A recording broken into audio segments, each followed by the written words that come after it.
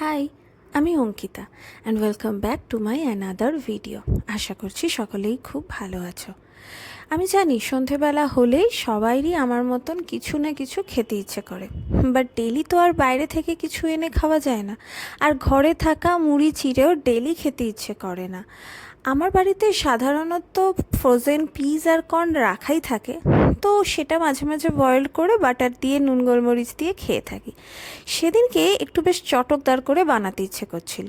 কিছুই নয়, একটু তেলের মধ্যে কুচনো পেঁয়াজ দিয়ে দিয়েছিলাম, তার মধ্যে একটু নুন দিয়ে গোলমরিচ দিয়ে একটু নেড়ে ছেড়ে তার মধ্যে বয়েল করে রাখা পিস আর কর্নটাকে দিয়ে দিয়েছিলাম। বেশ কিছুক্ষণ একটু সামান্য তেলে নাড়িয়ে নিয়ে আবার তাতে মিক্সড হার্বস আর চিলি ফ্লেক্স দিয়ে নাড়িয়ে নিয়েছিলাম। ব্যাস, এবার তোমরা চাইলে তাতে একটু বাটারও অ্যাড করতে পারো। আমি আর সেদিনকে বাটার অ্যাড করিনি। তো ব্যাস এইভাবেই একটু চটকদার করেই বয়েলড পিস আর কর্নটাকে বানিয়ে ফেলেছিলাম।